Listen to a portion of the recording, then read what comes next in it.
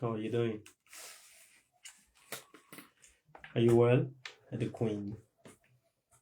Okay. Mm.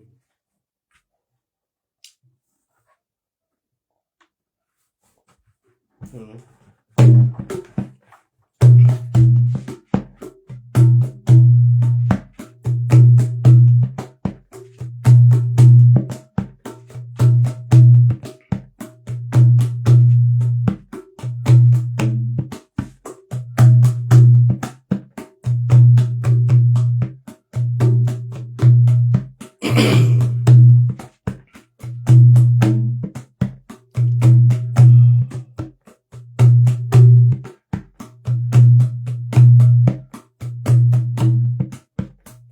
Hare Krishna, Hare Krishna, Krishna Krishna, Hare Hare, Hare Rama, Hare Rama, Rama Rama, Hare Hare, Hare Krishna, Hare Krishna, Krishna Hare Hare, Hare Rama, Hare Rama, Rama Rama, Hare Hare, Hare Krishna, Hare Krishna, Krishna Krishna, Hare Hare, Hare Rama, Hare Rama, Rama Rama, Hare Hare, Hare Krishna, Hare Krishna, Krishna Krishna, Hare Hare,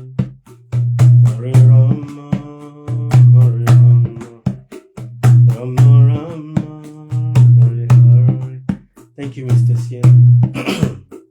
Hare Krishna, Hare Krishna, Krishna Krishna, Hare Hare, Hare Rama, Hare Rama, Rama Rama, Hare Hare, Hare Krishna, Hare Krishna, Krishna Krishna, Hare Hare, Hare Rama, Hare Rama, Rama Rama, Hare Hare, Hare Krishna, Hare Krishna, Krishna Krishna, Hare Hare, Hare Rama, Hare Rama, Rama Rama, Hare Hare, Hare Krishna, Hare Krishna, Krishna Krishna, Hare Hare,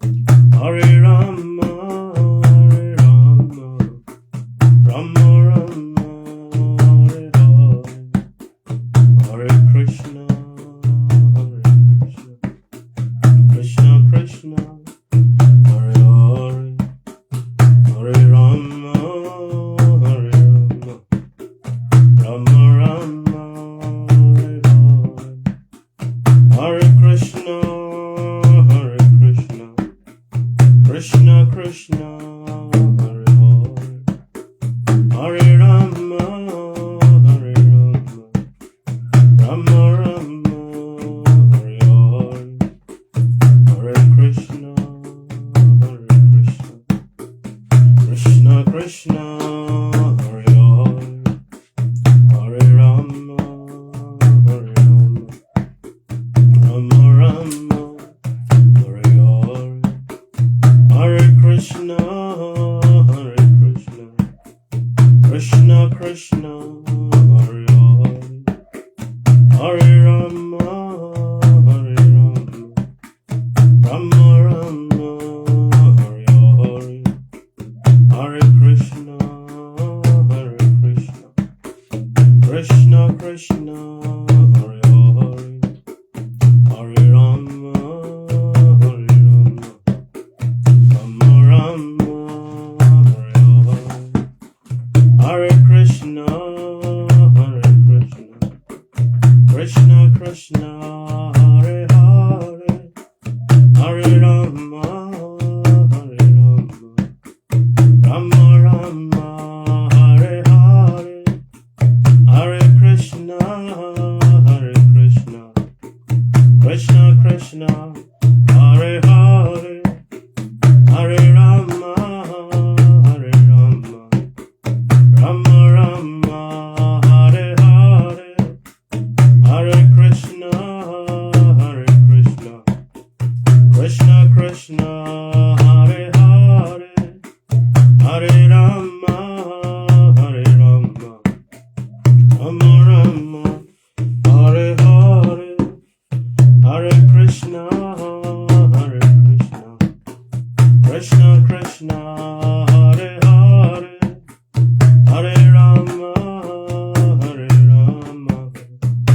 Rama, Hare Hare, Hare Krishna, Hare Krishna, Krishna Krishna, Hare Hare, Hare Rama, Hare Rama, Rama Rama, Hare Hare, Hare Krishna, Hare Krishna, Krishna Krishna, Hare Hare, Hare Rama, Hare Rama, Rama Rama, Hare Hare, Hare Krishna, Hare Krishna, Krishna Krishna, Hare Hare, Hare Rama, Hare Rama, Rama Rama, Hare Hare, Hare Krishna, Hare Krishna, Krishna Krishna, Hare Hare, Hare Rama, Hare Rama, Rama Rama, Hare Hare, Hare Krishna,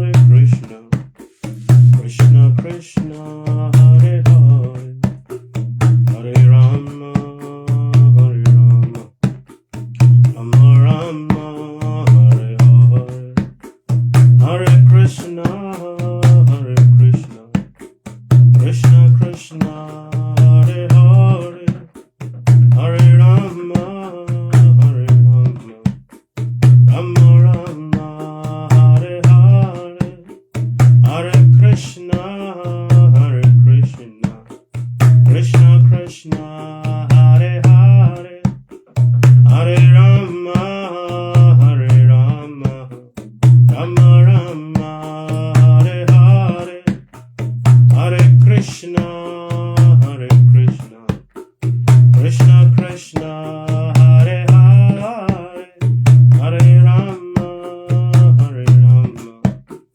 Rama Rama, Hare Hare, Hare Krishna, Hare Krishna, Krishna Krishna, Hare Hare, Hare Ram, Hare Rama, Rama Rama, Hare Hare.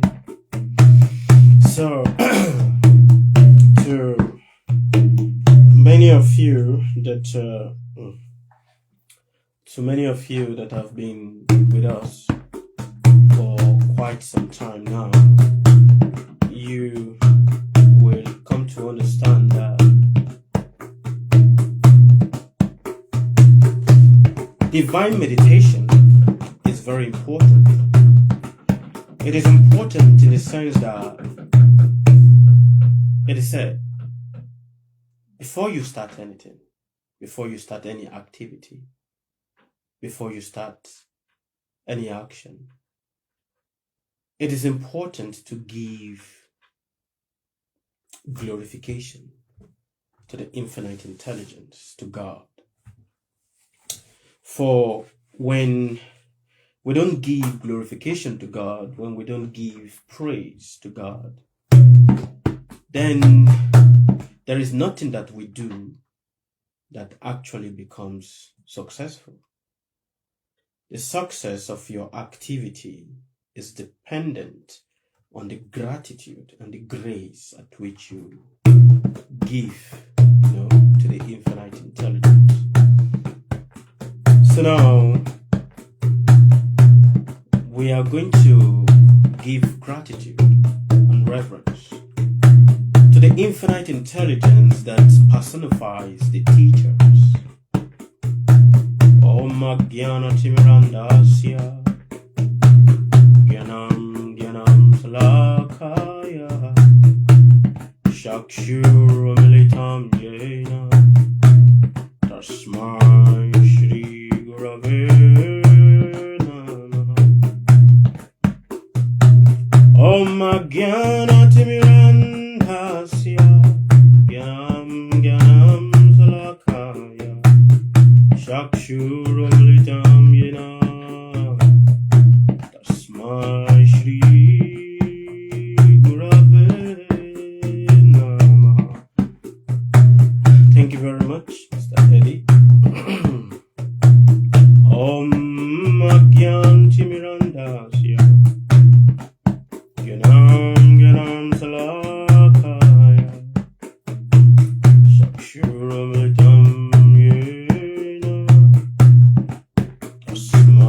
Shri Gurave Namah.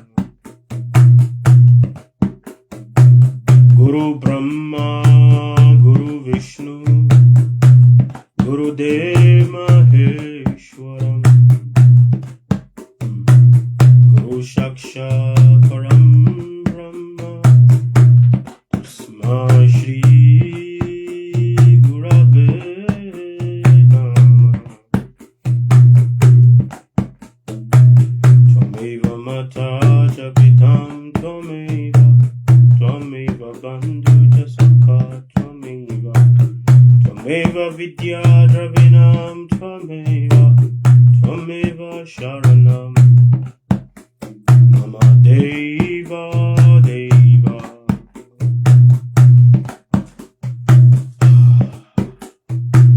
Tvameva Mata Japitam Tvameva, Tvameva Bandhuja Sakha Tvameva, Tvameva Vidya Dravinam Tvameva, Tvameva Sharanam Mama Deva Deva. Tvameva Mata Japitam Tvameva, Tvameva Bandhuja Sakha Tvameva, Tvameva Vidya Dravinam Tvameva, Tvameva Sharanam Mama Deva Deva. Tvameva Sharanam Mama Deva Deva. Tvameva Sharanam Mama Deva Deva.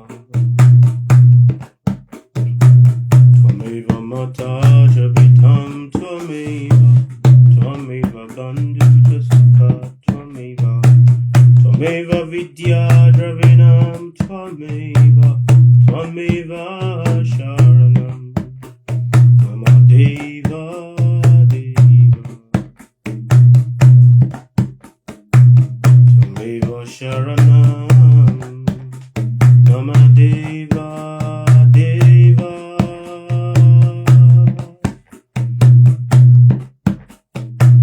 Tvameva Sharanam Mama Deva Deva. It's like saying, you are my father, you are my mother, you are my friend, you are my shelter, you are the one that I hold to my heart, you are the Lord of all creation, you are the Lord of all creation, you are the Lord of all creation, you are my father, you are my mother, you are my friend, you are my shelter, you are the one that I hold to my heart, you are the Lord of all creation, you are the Lord of all creation, you are the Lord of all creation. Tvameva Mata Japitam Tvameva, Tvameva Bandhuja Sakha Tvameva, Tvameva Vidya Dravinam Tvameva, Tvameva Sharanam Mama Deva Deva. You are my father, you are my mother, you are my friend, you are my shelter, you are the one that I hold to my heart, you are the Lord of all creation, you are the Lord of all creation, you are the Lord of all creation. So now, after giving reverence to the Lord of all creation, you see, the knowledge that comes from the teacher is the knowledge that becomes a father to you, is a knowledge that becomes a mother to you. It is the knowledge that basically expands everything that you have. But without the knowledge that comes from the teacher, the student knows nothing. And that is why I give more emphasis in giving reverence to my teacher. For there is nothing that I know or anyone will say they know if it doesn't come from the mercy of a teacher. Now, there are two types of teacher, or we say there are three types of teacher. There is the Atma Guru, which is the teacher connected to the soul. There is the Jiva Guru, which is the teacher connected to your body. And there is the Jnana Guru, that is the teacher connected to your intellect. You see, the teacher that is connected to your intellect will only give you knowledge that only increases the intellect but does not touch the soul.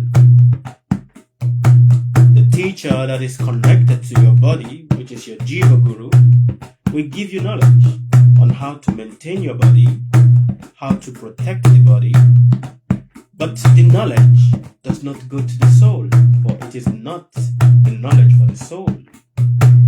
Now, when you finally, out of good fortune, you meet the teacher that is the soul guru, the Atma Guru, he gives you knowledge that shines light on the darkness, the dark nimbus, or the dark well that the soul is lost in.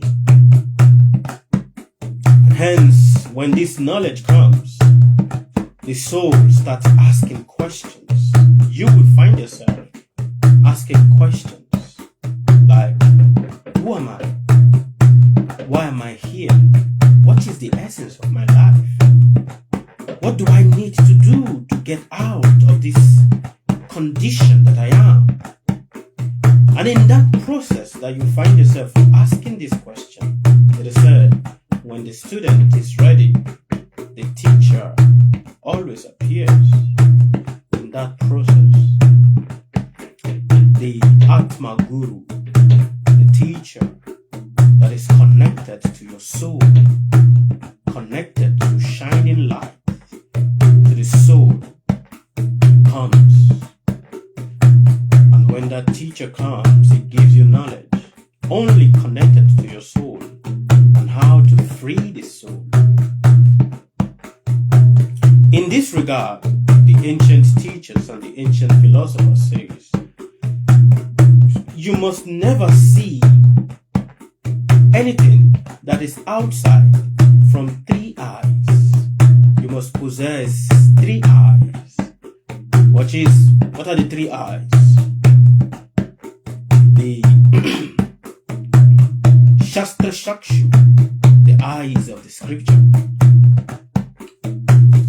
Jnana Shakshu, the eyes of intelligence. And Guru Shakshu, the eyes of the teacher. For you cannot understand Shastra Shakshu, which is the eyes of the scriptures, without first getting the eyes from the teacher. For in the process of that, can then your intelligence, or whatever forms of intelligence you have, get refined.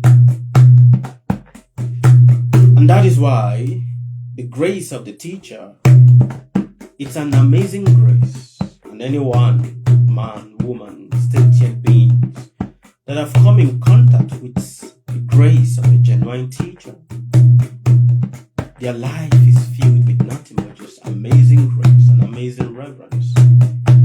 And to many of you that have always, listened to me all the time, you've basically heard me always singing Amazing Grace.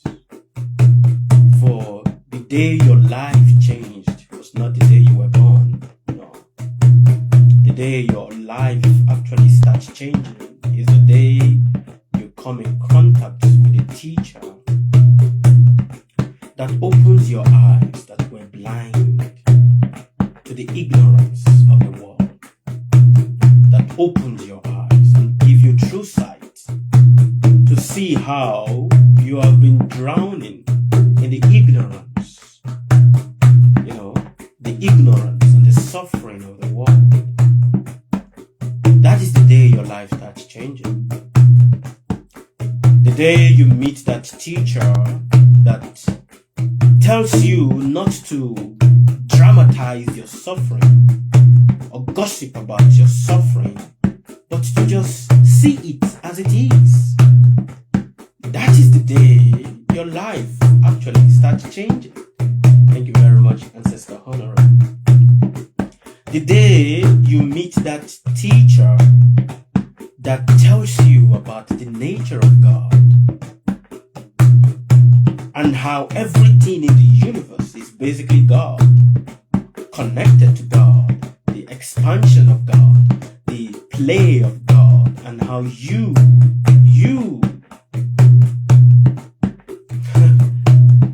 you are playing in a garden, but you think you are walking the garden. That day, you've met an amazing grace, and that is the nature of the teacher. So, to many of you that have always been, listening to me talk, I want us to sing this together, all of you, wherever it is that you are.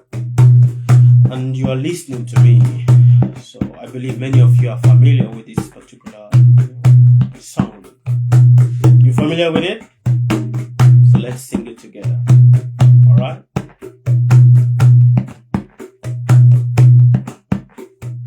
Amazing grace, I sing thy song, that saved a wretch like me. Okay?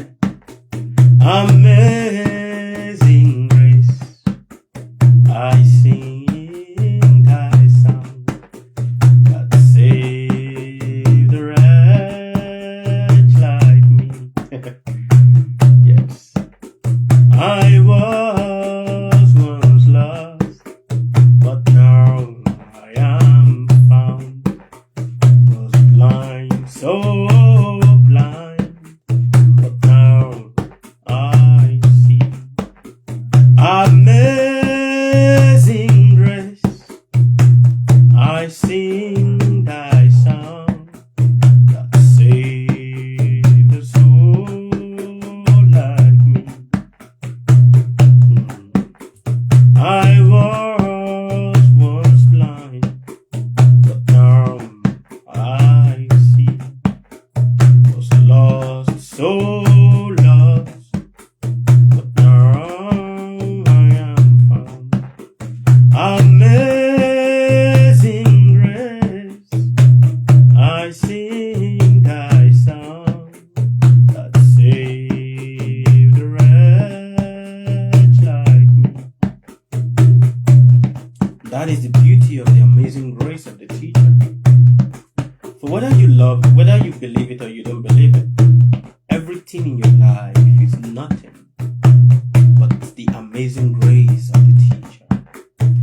Amazing grace, I sing thy song, that saved a fool like me.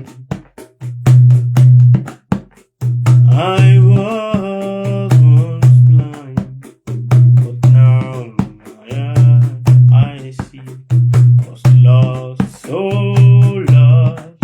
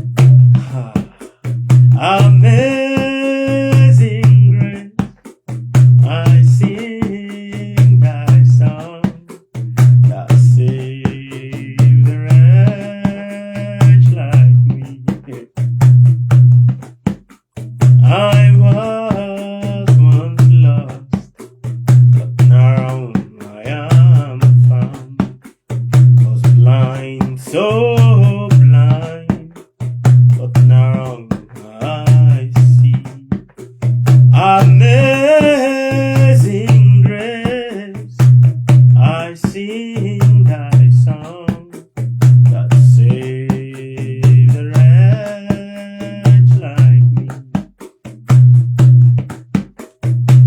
Amazing grace, I sing thy song that saved the soul like me. I was once lost, but now I am found. Was blind, so blind, but now I see. Amazing grace, thank you very much for saving my soul like me. And that is the beauty of the amazing grace of the teacher. So yes, amazing grace, I sing thy song that saved the soul like me. I was once lost, but now I am found. Was blind, so blind, but now I see.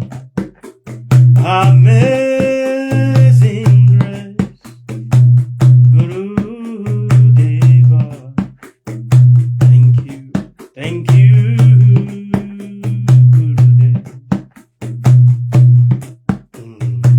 Twameva mataja vitam twameva, twameva bandhuja sakha twameva, twameva vidya dravinam twameva, twameva sharanam.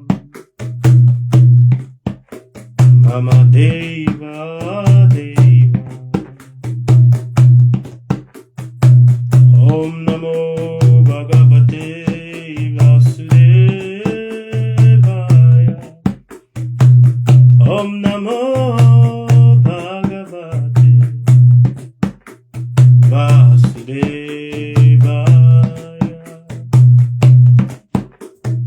Om Namo Bhagavate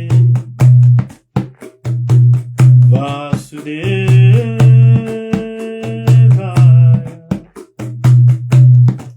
Alright, so to many of you, let us sing the Hare Krishna Mahamantra together. Alright? Hare Krishna, Krishna Krishna, Hare Hare, Hare Ram, Ram Ram, Hare Hare, Hare Krishna, Krishna Krishna, Hare Hare, Hare Ram, Ram Ram, Hare Hare, Hare Krishna, Krishna Krishna, Hare Hare, Hare Ram, Ram Ram, Hare Hare, Hare Krishna, Krishna Krishna, Hare Hare, Hare Ram, Ram Ram, Hare Hare, Hare Krishna, Krishna Krishna, Hare Hare, Hare Ram, Ram Ram, Hare Hare, Hare Krishna, Krishna Krishna, Hare Hare, Hare Ram, Ram Ram, Hare Hare, Hare Krishna, Krishna Krishna, Hare Hare, Hare Ram, Ram Ram, Hare Hare, Hare Krishna, Krishna Krishna, Hare Hare, Hare Ram, Ram Ram, Hare Hare, Hare Krishna,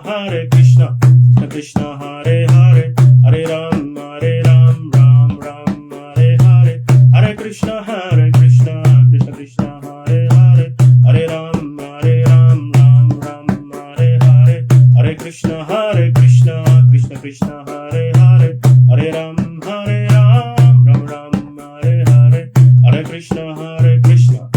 Krishna, Hare Hare, Hare Ram, Ram Ram, Hare Hare, Hare Krishna, Krishna Krishna, Hare Hare, Hare Ram, Ram Ram, Hare Hare, Hare Krishna, Krishna Krishna, Hare Hare, Hare Ram, Ram Ram, Hare Hare, Hare Krishna, Krishna Krishna, Hare Hare, Hare Ram, Ram Ram, Hare Hare, Hare Krishna, Krishna Krishna, Hare Hare, Hare Ram, Ram Ram, Hare Hare, Hare Krishna, Krishna Krishna, Hare Hare, Hare Ram, Ram Ram, Hare Hare, Hare Krishna, Krishna Krishna, Hare Hare, Hare Ram, Ram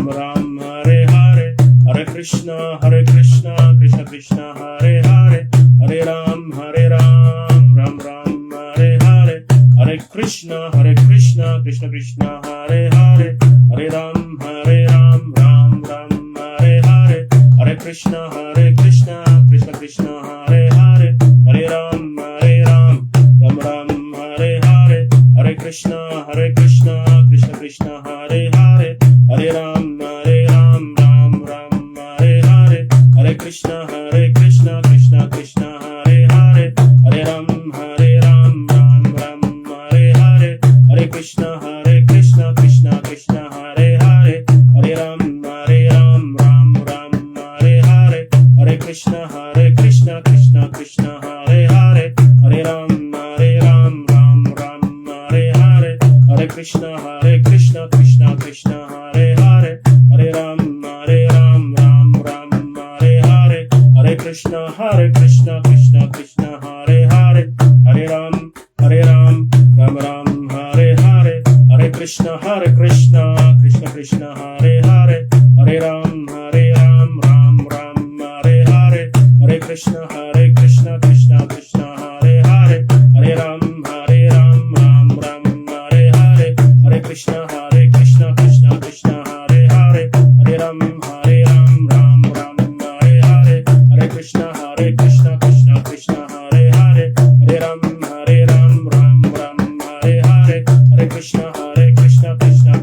Hare Hare, Hare Ram Ram Hare Hare, Hare Krishna Krishna Krishna Hare Hare, Hare Ram Ram Hare Hare, Hare Krishna Krishna Krishna Hare Hare, Hare Ram Ram Hare Hare, Hare Krishna Krishna Krishna Hare Hare, Hare Ram Ram Hare Hare, Hare Krishna Krishna Krishna Hare Hare, Hare Ram Ram Hare Hare. I need to force myself to stop, else I won't be able to stop. Okay, so thank you very much. I'm grateful to each and every one of you that were, to all of you that were present. Thank you for being present, with us. And yes, singing, chanting the holy name of God is very potent. And to many of you that were listening to the sound, and if you're listening with open heart, you are definitely going to start feeling some joy, swelling in your heart. Definitely you will feel it. And to some of you, you will also feel the, this strong, influence that penetrates, and climb upon you. That is the potency when we genuinely call on the name of God. So, very nice, very nice, very nice. And to all of you that gave us a gift, I appreciate you, for your gift. I appreciate it. That is part of the joy when we call on the name of God. It is said, call on the name of God and be happy. When we genuinely call on the name of God, genuinely from our hearts, it is natural that a happiness, an unfathomable happiness, comes upon us. Why? You see, this happiness that comes upon us is not an external happiness. It's not an happiness that is manufactured externally. It is an happiness that is born from the soul. For the soul feels joyful when the name, the original name of the eternal Father is called again and again. It feels joyful. And in that process that it feels joyful, everything about the body becomes very light. So, thank you all for participating and, joining, in this beautiful festival. I'll call it a mini festival of calling the name of God. Do you want us to have it every day? Basically, we have it every day, but some days are intense and some days are not so intense. But yeah. So, yes, today we are going to have an introspection on faith. Hmm.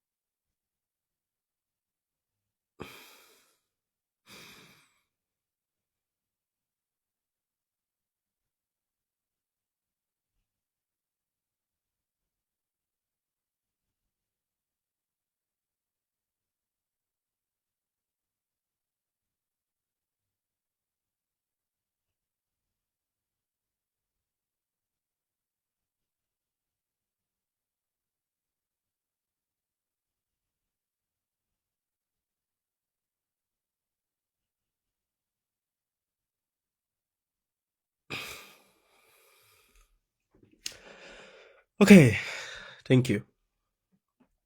Thank you for sharing our joy together.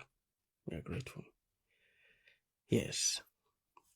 So normally this conversation was supposed to be for the subscribers, but my Guru Dev wanted it in a different way, which means that he doesn't want me to keep knowledge limited to only a few people.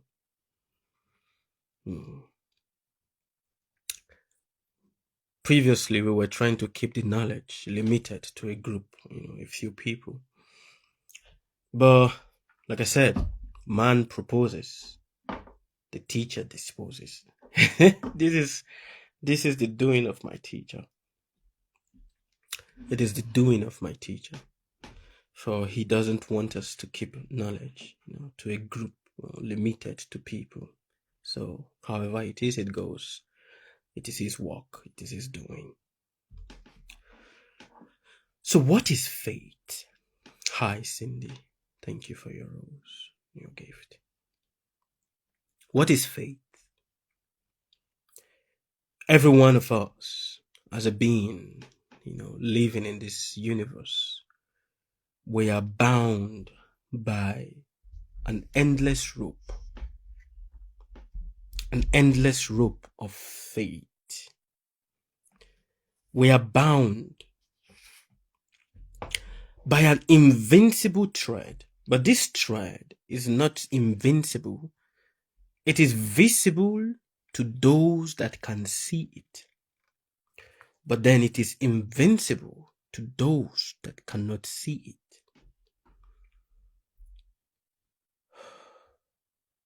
This invincible rope is golden in nature, but it's like strings of tiny, tiny cables that is golden, and it binds all men. This invincible rope binds man. It springs from the Anahata chakra. What is the Anarhata? It means the heart, the portion of your chest. This rope springs from this area. Most often, when we talk about faith binding people, what people think about is, okay, it's coming from the head. But no, it comes from here. That invincible thread that binds people springs from here. But it is very, It is invincible to those that cannot see the thread, but it is actually visible. It is visible. It's like strings of tiny particles, but woven together, tiny, and it springs from the heart, the petal of the heart, and connects to one individual, to another individual, to another individual, to another individual, to another individual, to another individual, to another individual, and it continues like that. Does this rope has an end? It doesn't. And that is why it is called the rope of time. Faith is called time. What we call faith is actually nothing but time.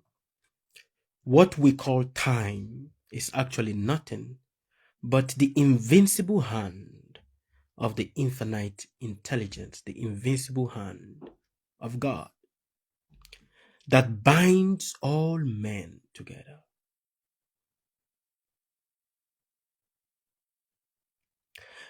And this faith, it cannot be tampered with. This invincible cord, it cannot be tampered with, no matter how much we try. Every one of us, we want to cut this rope because we don't like it.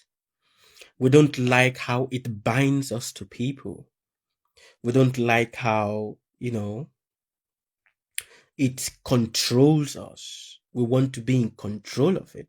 And hence it says, man wants to be in control of his own fate. And hence, trying to bend the rope, this invincible rope, we try to use our mind to create, using our mind with our imagination, to create possibilities, circumstances, to be able to maneuver and go around this invincible thread. But no matter how much we try, we are not able to. We are not able to. Neither can we cut it off. And that is why Krishna in the Bhagavad Gita was speaking to Arjuna. And Arjuna said, I can control the wind. When I put my arrow in my bow, I can control the direction of my arrow. I can control the movement of the circumstances around me, but I cannot control my mind. I have difficulty controlling my mind. For the mind is called chanchala. Chanchala means that which is, it is chanchal. It is not fixed. And because it is not fixed, you cannot touch it. You cannot beat it. It is soft. It is not hard, but it is soft. And at the same time, it is hard. It is stubborn. And it is very powerful. So a lot of people say, I can control my mind. I have control of my intelligence. I can control my mind. You can't. You cannot control that which is so powerful that no matter how much you try to fight it, you cannot fight it. That is how your mind is. So Arjuna was saying to Krishna, I can control the movement of the wind. With my bow, I can. But I find it difficult to control my mind. For my mind is so powerful and at the same time, it's unpredictable. Now, in this day and age, this is the condition of each and every one of us. This is the condition of each and every one of us. We are trying so hard to control the circumstances of our life. But there is this mind that is inside. No matter how much we try, it cannot be controlled. And hence it is said, a man that has no understanding of his mind is like a person that is possessed with with a ghost. A man or a person that has no understanding of his mind is like a person that is possessed with what? With ghost. For he acts, but he does not know why he acts. He sits down, but he cannot control the inflow and the flood of what? Of words jumping in his head. Even right now that I'm talking to you guys, you might be sitting down in one place, listening to the sound of my voice, but inside, your inner dialogue has gone different ways. But what is this inner dialogue? Where does it originate from? Where does the inner dialogue of a man originate from? Why is it very difficult to externally keep quiet, but internally it is difficult? To understand this, you will understand faith, because it is all connected. Your mind is connected to your faith. Your faith is your karma.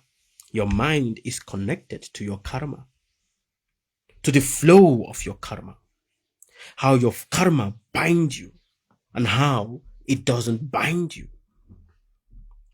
Is there any man that can be free of the bondage of karma? Yes, that person that knows what is called the absolute truth. Every one of us, every teacher over the course of time, from millennia to millennia, have always come to try to give you knowledge on how to rise above your karma. But it is very difficult. So long as a man has a mind and the mind is producing desires and the man wants to work on the desires, he is bound by karma. There are desires that comes upon you that you don't have control over. And there are desires that are born from you. Understand that desire is nothing but depth. Desires are nothing but what? Depths. So there are depths that are born from you, from your existence, from the relationship you have with different people. And there are depths that you don't have control over. Whether you like it or you don't like it, you are compelled to act in that way. You cannot control it. It's like being possessed by something. And you just find yourself, no matter how much you keep reasoning to yourself, no matter how much you keep speaking to yourself that I don't want to get into this, I don't want to get into this, I don't want to go into this, you cannot just stop yourself. You just find yourself doing it. Now, these depths, this karma, are born from two sources. One, the karma of your own mother, the depth of your mother, the depth of your father, and the last, the depth of the ancestral lineage that you are born in. Now, the depth from your father, the depth from your mother, and the depth of the ancestral lineage that you are born in also carries a desire. Do you understand my point? Are you listening to me with intelligence, not with emotion, my brothers, my sisters? From the mother you are born from, from her lineage, you inherit a certain desire that is in that lineage. From the father you are born from, you inherit the desire that is in that lineage. And from you as an individual, as a soul, in a body, you also have a desire that you came with. And all through life, what you will struggle with are fighting off the desires or trying to walk towards the desire that is born in the lineage of your mother, fighting off the desire or trying to walk towards the desire that you have inherited from the lineage of your father, and now your own desire. Because that is the process of how you pay your debt. To many of you that have listened to my conversation some years ago, I told you that you inherit the debt of blood. Your fate is bound to your blood. Fate, for your karma to manifest, it needs the flow of water. It needs the flow of water.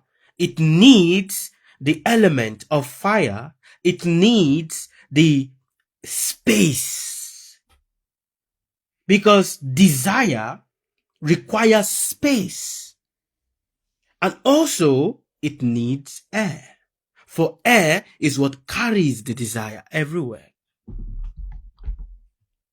And that is faith. A man is bound by the rope of faith. But he does not understand where this comes from, how this came to be. For so many years, we have been trying to believe that to become successful, to be successful, is what it means to be the essence of life.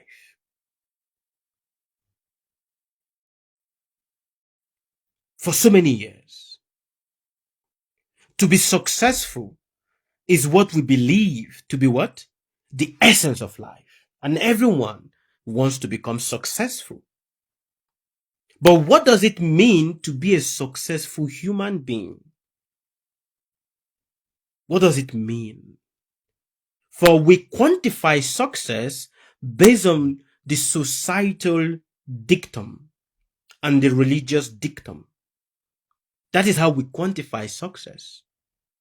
So if a man acts in accordance to the rules of the society, does things that is in accordance to the rule of the society, so he's considered as a success. In accordance to the society. If a man follows the tenets of the religion and does it very nicely according to the tenet of the religion, he's considered to be a success. But what does it mean to be a success as a human being?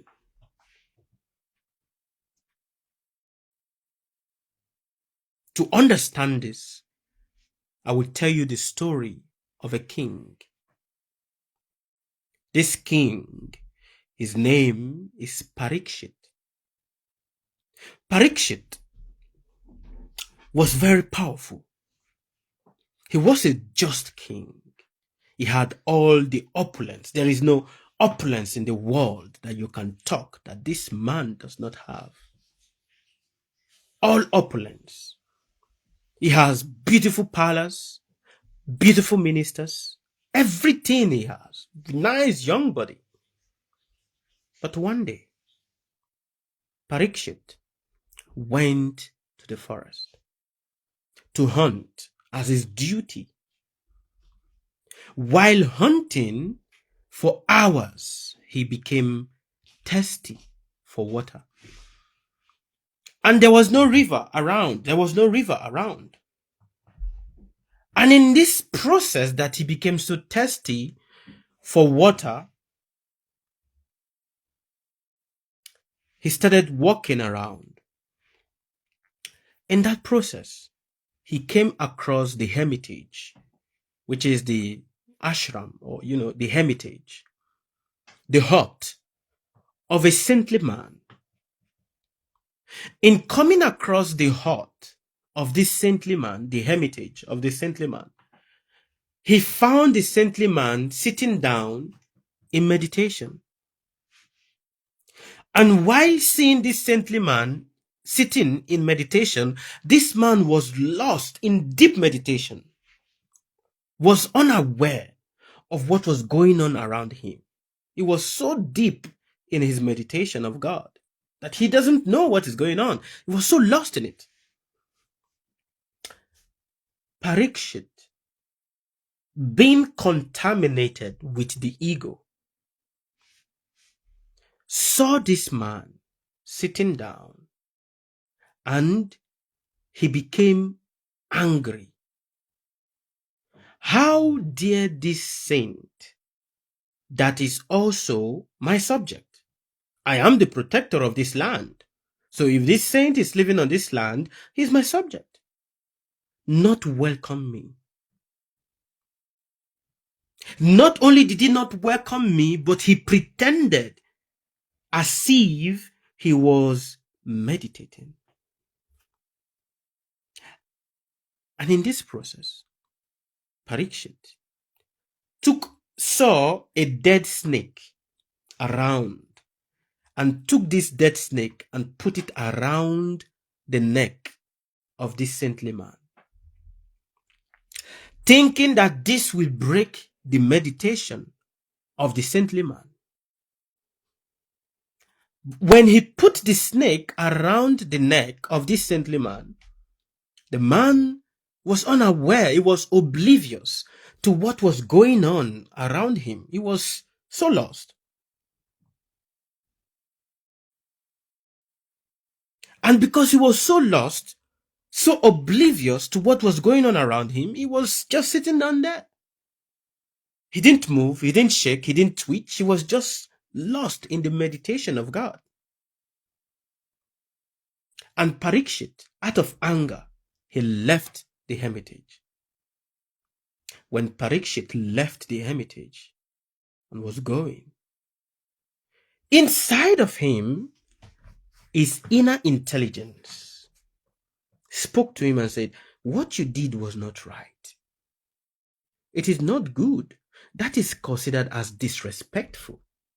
You allowed your ego to play. But Parikshit, it was so gone out of the test for wanting to drink water. And that is why he says, never make any decision when you are hungry. The ancient teachers have always advised you, be careful of what goes on in your head when you are hungry, you are thirsty, for you will make mistakes and offend people you should not offend. Imagine you have been fasting for so many days. There's so many of you that like to fast here.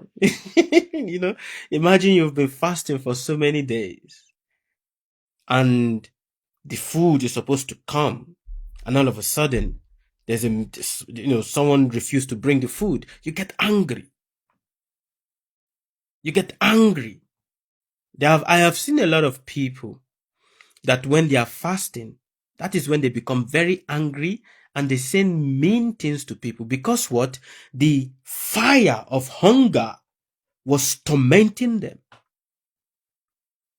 The same way, when the fire of thirst torments you, you will lose the ability to think and reason logically. And hence the ancient teacher says, be careful of what comes out of your mouth, of what you do when you are extremely tormented by the fire of hunger. Be careful. Now, the fire of hunger is a fire. Are you listening to me, my brothers, my sisters? Are you hearing me with intelligence and not with emotion? Hunger is what? Fire. And when this fire comes down upon somebody, oh, it bewilders the intelligence. And this also happened to Parikshit. He was hungry, he was thirsty. And seeing a saint sitting down, a sage sitting down, not thinking logically, he just basically walked according to the first thought that comes upon his head. Oh, he's trying to disrespect me. He's pretending to be meditating. So he put a snake around the neck of the man. But while he was going, he was repenting. But he was not saying, he didn't go back to apologize. Now, the young son of this saint was taking his bath. And while taking his bath, people came to inform him that, did you see what has happened to your father? Someone has disrespected your father. How can you be here and somebody disrespect your father like this? The king, Parikshit, came to the hermitage of your father and he put a dead snake. Do you know what it means to put a dead snake on the neck of a reverend person? It is the worst form of insult. And he put a dead snake around the neck of your father. In that instance, the young boy, hearing this, also get what? Provoked to anger. Oh, he was.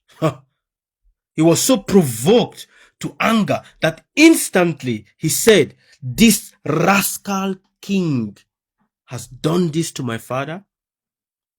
I curse him, that the same way he has put a snake around my father, in that same way, a snake called Taksha, it's a snake. Now, many of you don't know, but you must understand that there are different stages, there are different types of snakes. There are different types of snakes. There are snakes that flies. Do you know that? Do you know? There are snakes that flies. There are snakes that have wings and they fly. There are snakes that they vomit fire. It's not dragon, Not dragon, but they are snakes. They vomit fire from their mouths. There are snakes that have feet.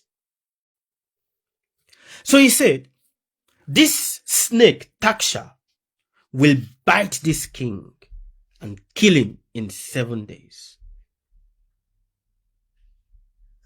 Are you understanding are you guys hearing me?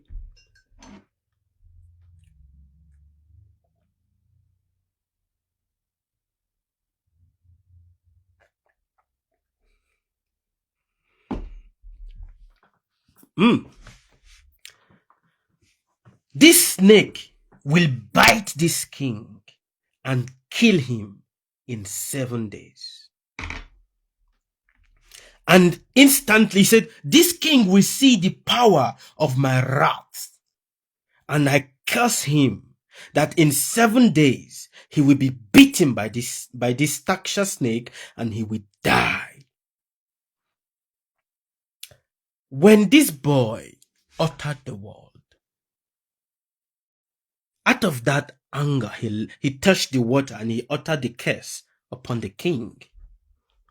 He went back to his father and he was very upset. And his father came out of his meditation and saw his young boy and said to the boy, why are you so upset? And the boy said, look at what this king has done, how this king has, embarrassed you. How this king has embarrassed you by putting a dead snake around your neck. The father looked at it and said, oh, I never knew. He removed the dead snake and threw it away. But I have pronounced the curse upon him that in 7 days he will die. And he will be beaten by a Taksha snake. When the father heard this, the father said, oh my boy, you have acted foolishly. This is a king. And out of anger, you have cursed a king. You have carried a karma upon yourself.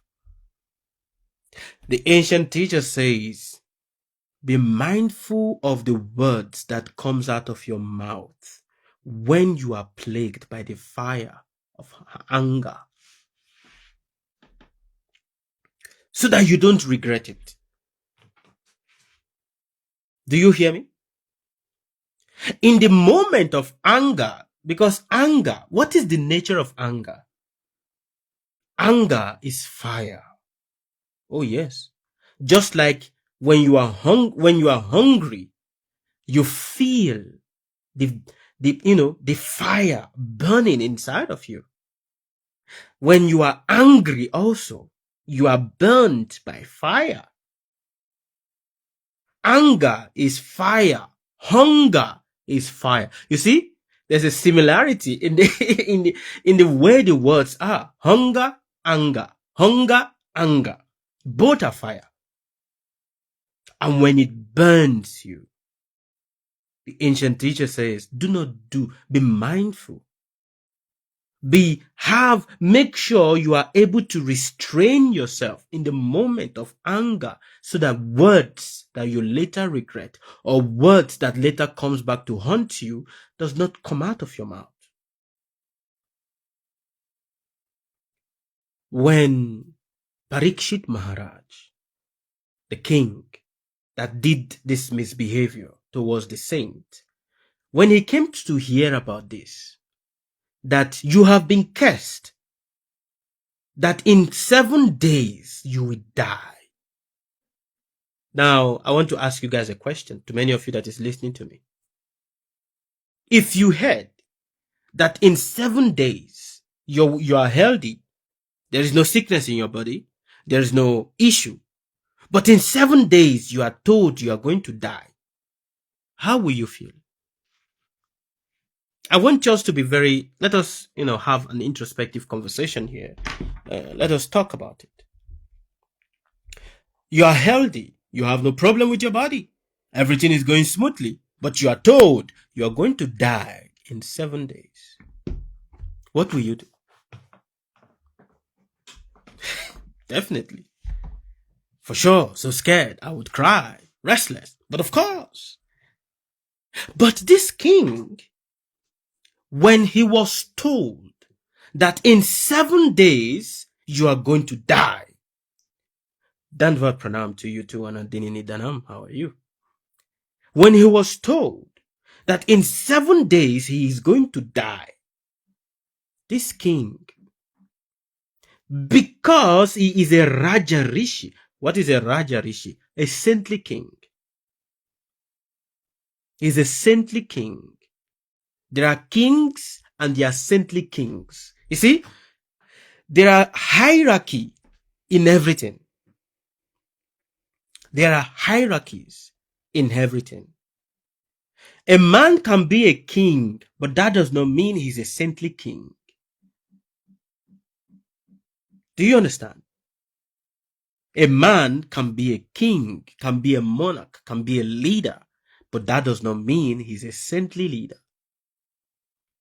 This king, by nature, was a saintly king, a Raja Rishi.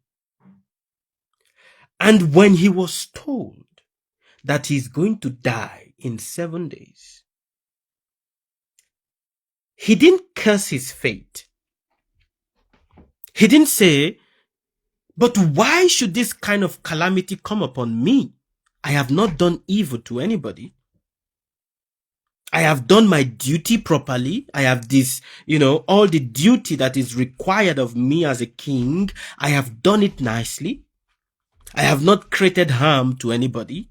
I have not taken what should not be taken from anybody. I have lived a just and good life. So why?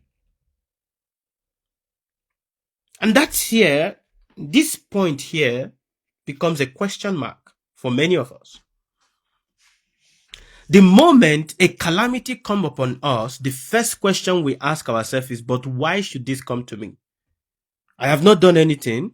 I have lived in accordance to the religious tenets. I have lived in accordance to the scriptures. I have not broken the rules. I have loved my neighbor as myself. I have done donations and charity to people. I am very good to everybody. But why should bad thing happen to me? That is the first question many of us will ask ourselves.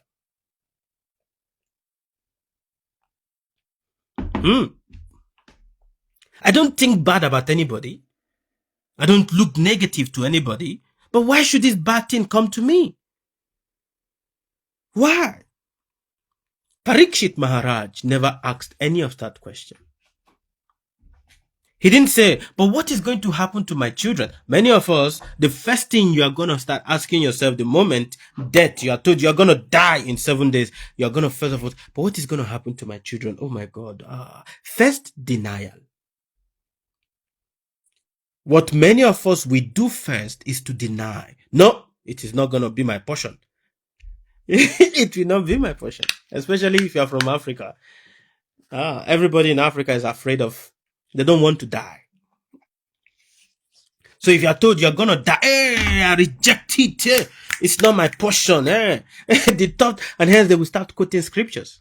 The thought of God for me is the thought of life, not of death. So death is not yet my portion. Who told you death is your portion? You're going to die. Even though when they are already 70 years old or they are 60 years old, they will still keep saying, I am still too young. Who told you you are young? Guess what? Parikshit Maharaj was just 40 years old. Parikshit Maharaj was just 40 years old. 40 years old, and he was a king, healthy, had everything. And here he's told, you are going to die in 7 days. He didn't complain about his fate. He didn't say, why me? He didn't say, but I don't deserve this. He didn't do that. Why? Because he knows what is the absolute. And that is the difference between a man that has wisdom, intelligence, and a man that has information.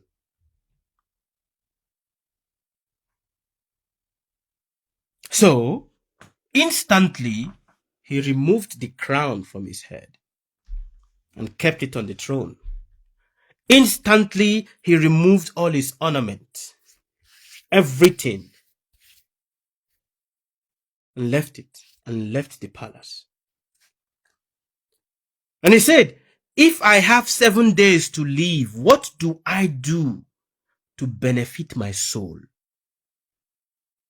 If I have 7 days to live, what do I do to benefit my soul? What must I do? He didn't say, I need to go and take revenge on that boy that cursed me. He didn't say that.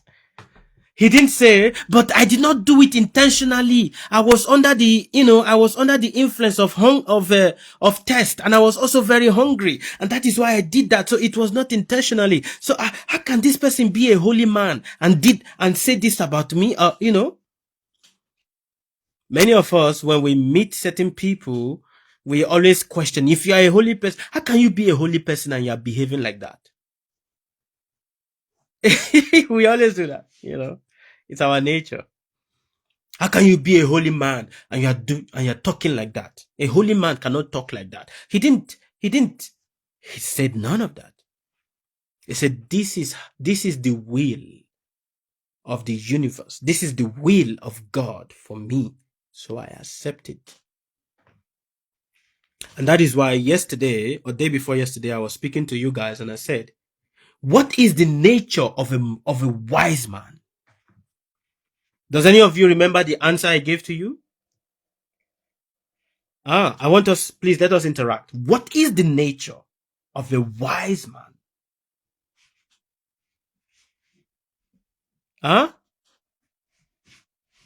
Who remembered the answers that I gave? What is the nature of a wise man? Always calm. Tolerance. What is the nature of a wise man?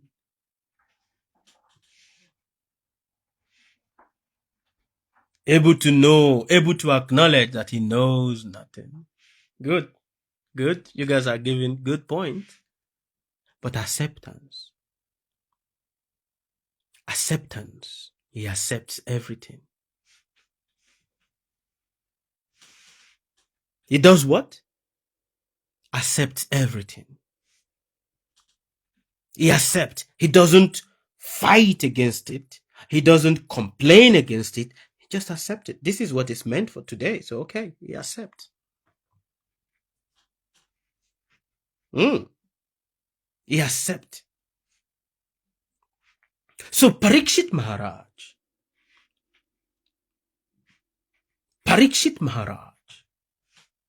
accepting, this is my fate.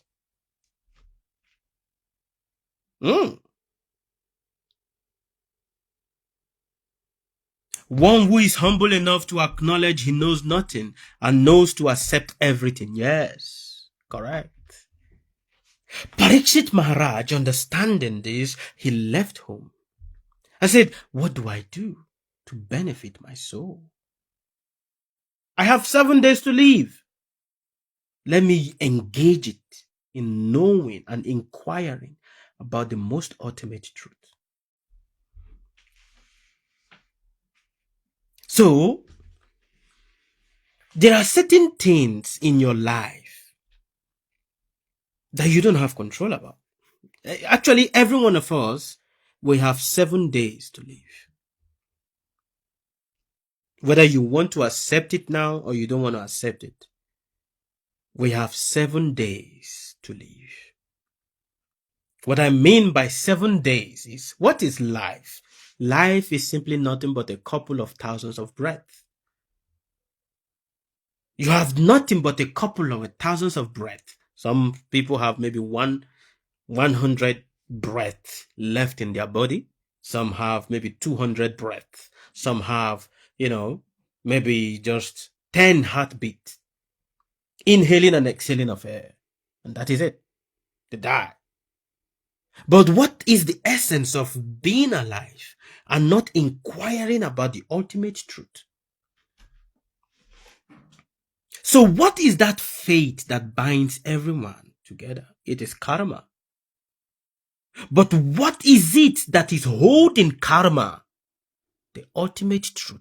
Understanding the ultimate truth helps you to understand the rope of karma, which is the rope of fate, and helps you to understand how to break free from the rope of fate. So Parikshit sat down, went to the bank of the Ganges and sat down to sit down and fast for 7 days and die, meditating on the absolute truth.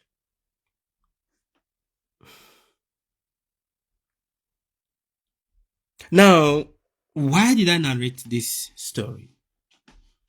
I narrated this story because each and every one of us, we get to a point in our life where being plagued by hunger, we say things and things are said to us by others that are plagued by hunger. And the outcome of how we respond to that becomes an eternal punishment. Your duty as a child is to learn how to liberate your parents. But what then is the use of having a human life if your activities condemns your ancestral lineage? What then is the use of having the human life? It is considered worse, far worse. To be able to know how to do what? Liberate your ancestral lineage. And at the same time, free yourself from the fate or the karma that you have inherited. For like I said in the beginning, being born from a woman, being born from a mother, you inherit the curse that is in the lineage of the mother. You also inherit the curse that is in the lineage of your father. And at the same time, your own debt. So you have a lot of debt to pay. Now, that debt that you keep paying is what you now call as faith. What helps you to rise above the debt is inquiring about the ultimate truth. Everybody wants to speak about the ultimate truth, but they don't really understand, neither do they comprehend what is the ultimate truth. Then you become the curse. Gyandasa.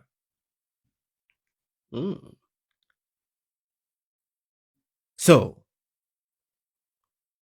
to look into faith is to look at the movement of the hand of the universe. For look at how everything is moving in the universe. That which you call faith is basically leading you to the destruction of this body. It is not leading you to the understanding of the body, but it is leading you to the destruction of the body. And that is what we call death. For everything in your life is basically pushing you towards death. Isn't it?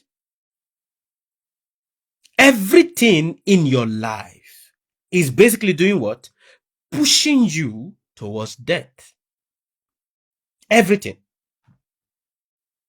There is nothing that pushes you towards understanding of life. Only when you meet the grace of a teacher that now opens your eyes to see how the rope of faith is binding you. And you are like the goat that is tied by this rope. You are tied to the tree, which is called the tree of life. The tree. A goat is tied to the tree. The goat can only eat as much as the grass that is in accordance to the length of the rope. And hence you keep trying to eat, but your eye is on the other side of the fence. You want to go and eat what is on the other side of the fence. But the more you keep stretching your neck, the more the rope keeps tightening itself around your neck. And hence the goat keeps suffocating. So many people are in this condition. When you start inquiring, what did I do that makes me to be born with this debt? How do I free myself from that debt? What do I need to do to free myself from this debt? For it is very difficult to free yourself from it. It's a rope that no matter how much you try to cut it, it cannot be cut. The rope of faith. Rather, it just keeps tangling and tangling and tangling and tangling and tangling, and then becomes a big bunch of rope tied together.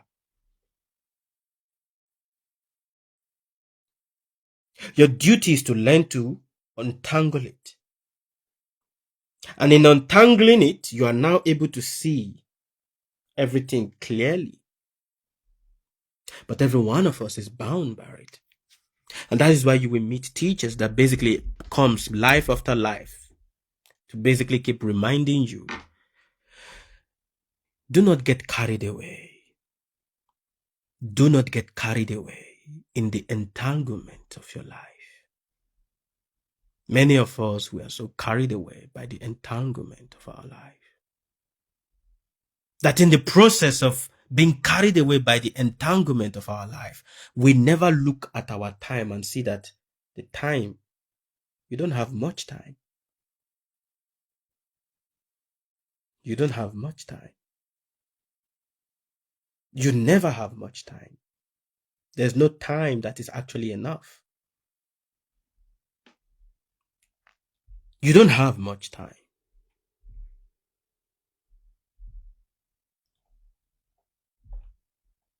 So that which the infinite intelligence uses to remind you to come to senses that you don't have much time is this rope, this faith, this binding of this faith. So while it is easy to lament your misfortune, it is very easy. Many of us will make a show of our misfortune. It is easy to lament your misfortune because in that process of lamenting our misfortune, we see ourselves as the innocent. But I don't deserve this. I'm a good person. How can bad things happen to a good person? I'm such a nice, I'm holy. Why should bad things happen to a holy person? You see, Parikshit Maharaj taking the snake and putting it around the neck of the sage is considered a bad thing to the sage, for he's a saintly person. He has never done any negative thing to anybody. He hasn't. But in that process, a snake was put on his neck. In this instance, let me tell you something else. There was a saint also. This saint was very wonderful. This saint was very wonderful, very, very wonderful. Never did bad to anybody, never talk negative to anybody. He basically speaks the word of God every day, every minute. All true. It is the word of God, the word of God, the word of God, the word of God. That is what was coming out of his mouth. You cannot hear anything except from the glorification of God that comes out of the mouth of this saint. One day, this saint was doing his meditation. And in the process of doing his meditation, a group of thieves went to the city and they stole things in the city. After stealing from the city, the local police started chasing these thieves everywhere. They were chasing them and the thieves were running.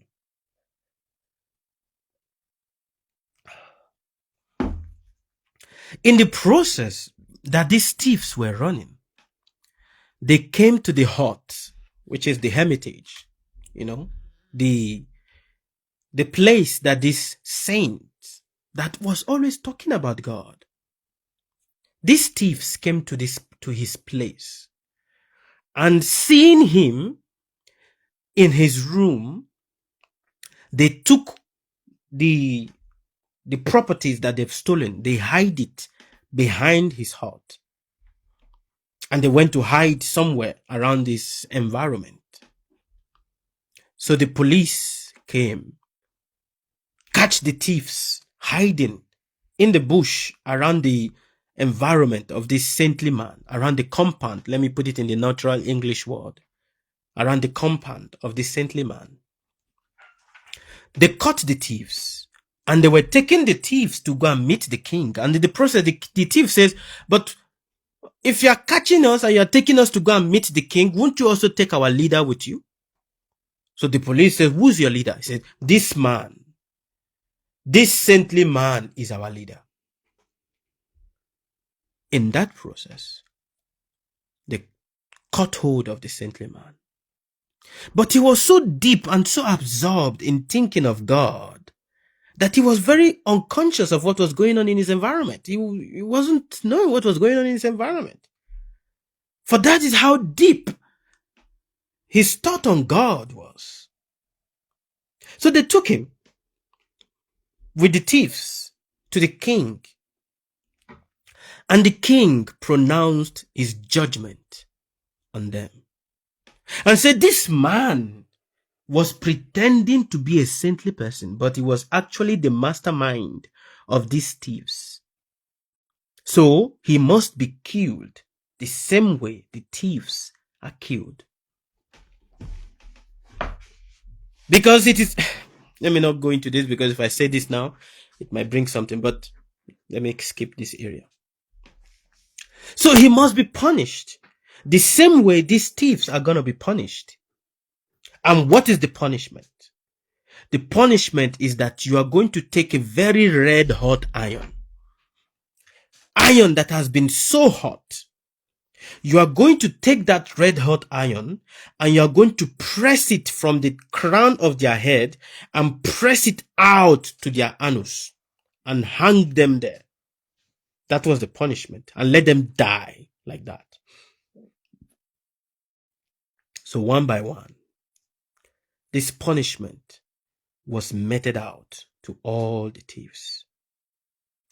When it got to the time of the saint, they took the red hot iron and they pressed it down from the crown of his head, and they pressed it down to come out of his anus, like that. And in that process, the saint came to awareness. He came to, he came back to his body. He became aware. It's like, where is this pain coming from? But because he has lived a life and he has developed spiritual nature, he could remove the red hot iron from his head and throw it away. And out of anger, he looked at the king and said, why should you punish me like this? Don't you know who I am?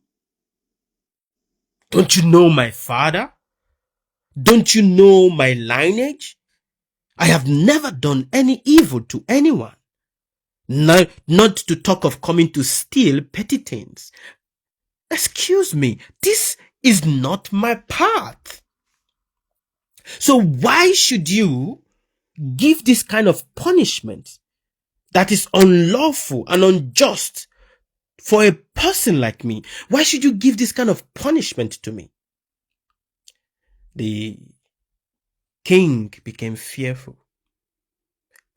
And hence this saintly man says, it is not you that I'm going to take this upon. I'm going to go and meet the master. You must understand. There is a judge that is called Yamaraj, the Lord of Death and the Lord of Punishment. This saint says, I am going to go and meet him because you cannot do anything if this Lord of Punishment, this Lord of Death, this superintendent of punishment and the superintendent of death does not inspire you to give this kind of punishment. So I will go to meet him. And that is why I said in the beginning, many of us, we try to treat problems, but we don't treat the root. So we focus so much on wanting to plaster the problem, but not finding it to the root. Where did it actually originate from? So this saintly man meditated and went to meet the God of punishment, Yamaraj. For you must understand, there is no one that gets punished without his approval. And he's the God of death, the superintendent of death. When he went to meet Yamaraj, out of anger, he said to Yamaraj, you fool! How can you give me this kind of punishment? Don't you see I have never done any negative thing to anybody? I have always meditated and chant and talk on the names of God. So how can you give me this terrible fate, this terrible punishment? Why? Yamaraj was silent.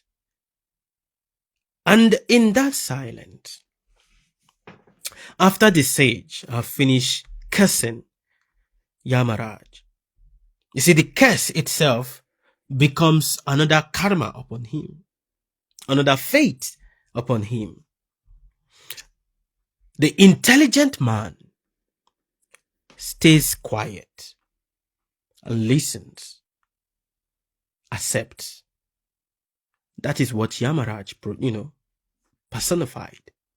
He listened before saying anything. He allowed the saint to say everything that is in his mind, cursing him and putting a punishment. He said, for you to do this thing to me, I curse you to be born on earth, so that you can also feel the difficulties of being a human being. I curse you to be born on earth. Yamaraj did not say anything. When the saint finished saying, he says, my dear saint, yes, you are a saintly person. Yes, you are a lover of the eternal Father, of the infinite intelligence of God. Yes. But there are things you have done when you were young.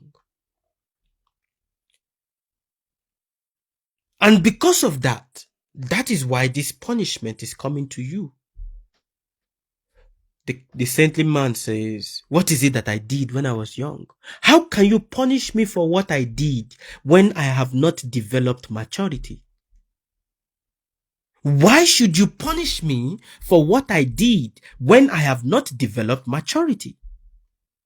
This Yamaraj says, yes, you have not developed maturity then, but your action gave pain to others.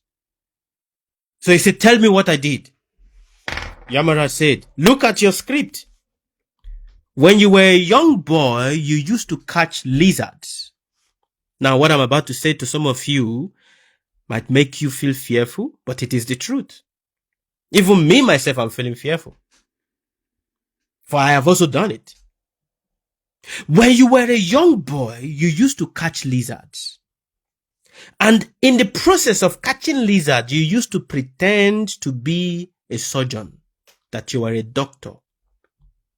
So what you will do is you will tear open the stomach of the lizards, and tearing open the stomachs of the lizard, you will put a pin, a hot pin from their anus and press it out on their head.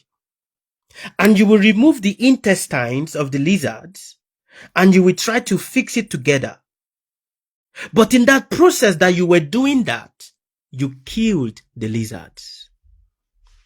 And you gave extreme pain and difficulties to the lizards. And in that way also, because you did that, that is why you are being punished. The same way you used to take hot needle and pin and press it from the anus of the lizard and bring it out from their mouth. It is the same way the pin, the iron was also pressed from the crown of your head down to your own anus. The saint said, he kept quiet and said, but I was a young boy. I was just 5 years old, 6 years old maximum, or 7. I don't know anything. So why should this happen? He said, yes, you don't know, but you give pain to to that living entity. You caused pain and you killed that living entity. And because you did that, you also are getting punished for it. So it is not that this punishment is coming to you undeservingly. And that is why the ancient teachers have always said there is nothing that comes to you that you don't deserve. Am I making sense to you guys? Are you hearing me? Are you hearing me with intelligence, not with emotion? There is nothing that comes to you that you don't deserve. There is no calamity that comes to you that you don't deserve. Even if it is death, even if it is mental sickness, whatever comes to you, you deserve it. Thinking that you don't deserve it is your own illusion. Thinking that I don't deserve this, can this be done to human? It's your own illusion. That is your own illusion, your own sentiment. But That does not mean you don't deserve it. Everything. And hence, my great grand spiritual master always said, we know the reason why we are suffering, but we choose to lie to ourselves all the time that we don't know why we are suffering.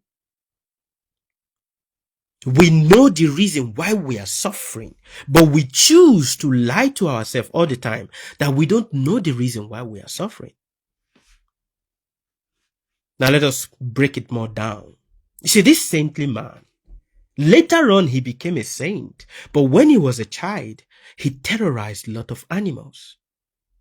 He gave pain to a lot of animals.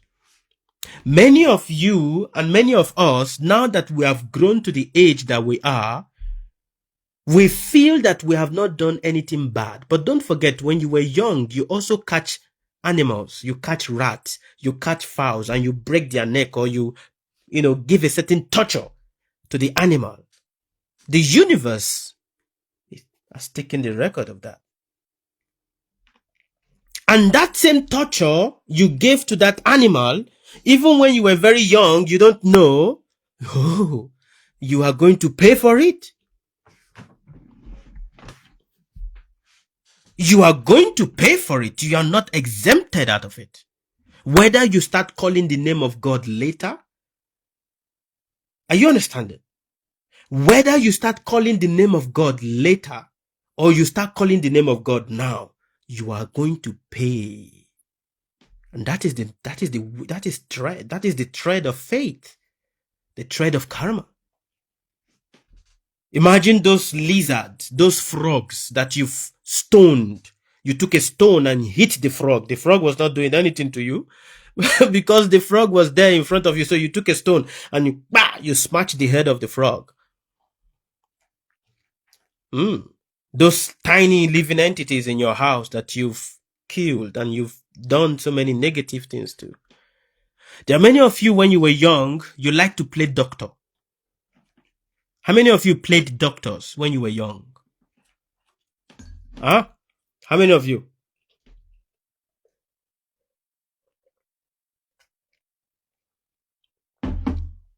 Let us talk. There are many of you, when you were young, you like to play doctor. You like to play doctor, you like to play, so many things when you were young. And in that process, you catch some animals, you tear open the stomach. There are so many of you that you've teared open the stomach of many animals. Even the fish. You would take a knife and you would tear open the stomach of the fish. You would take a pin and you press it from the mouth of the fish, from the stomach of the fish, the anus of the fish, and out of the stomach. Many of you have done that. Even the rats.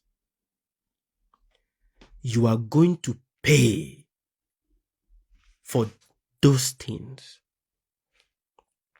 All the pain that you have given, but you think you are not, no, why should this happen? No, you're going to pay. And because of that, that is where a lot of people are afraid. So, being afraid, they believe that if I turn to God, all my sins are washed away. No. When you turn to God, your sins are not washed away. You are going to pay for them. You are going to pay for every single being that you've caused pain upon. Now, that is you. Look at that now. Look at that. That is you. Now, in your family lineage,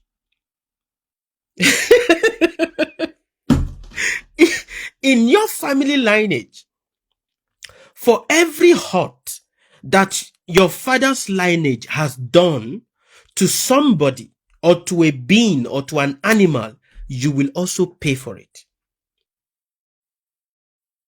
Are you saying that? But that is them now. But I was not there when they were doing that. But you were born in the lineage. You were born in the lineage. Now that is one side. Now in your mother's lineage, when people speaks, when people speaks and say, well, what my father did is not going to come to me, it will come to you. It comes to you. In your mother's lineage. And that is why he says debt is not singular, it is plural. People say you die alone, you are born alone, you are going to die alone. No, you don't die alone. Neither are you born alone. No, you share a portion of the negative actions of people in your family. You share it also. You are not free of it. A portion of the negative. If someone in your family lineage kills somebody, commits a murder, you will think that that person has been arrested, and because he has been arrested, so he has gone to prison. But everyone that is born in that lineage shares a portion for that murder that person has committed. No one in that lineage is free of it. This is the invincible thread of faith that binds people. No one in that lineage is free of it because you are born in that lineage. And that is why the essence of you being born in a lineage is to learn how to free the lineage. How to free the lineage. And the easy way has been said, start inquiring about the ultimate truth. The moment you start inquiring about the ultimate truth and you start dedicating yourself to worship the ultimate truth and you fully dedicate yourself to it, your effort start helping others in your lineage. That is how you help suit the karmic debt that is in your lineage. So Parikshit Maharaj, when he was told he's going to die, he didn't complain, he didn't grumble. Rather, he was grateful. And instantly, he left everything and started inquiring about the ultimate truth. What is God? What is the nature of God? What is the nature of the Eternal Father? How does the Eternal Father binds everything in this universe together? When he starts inquiring, he starts becoming so satisfied from within. And that is why I keep saying to you, my brothers, my sisters, what is the essence if you want to know when am I going to have money? Many times, 95% of the questions people come to ask, my business is not working. What do I do? You don't have time for that. For the day your business even actually starts working, you're going to die. So what are you going to do? Your body is not meant for that. It is meant to inquire. And in the process of inquiring, you start serving. And that is basically what I have been saying to you guys all these years and all these days. That is the invincible thread of faith. All right. I don't know. I think I've exceeded my time. So thank you very much. And I'm open to questions now. I'm going to end here. Ciao. Bye.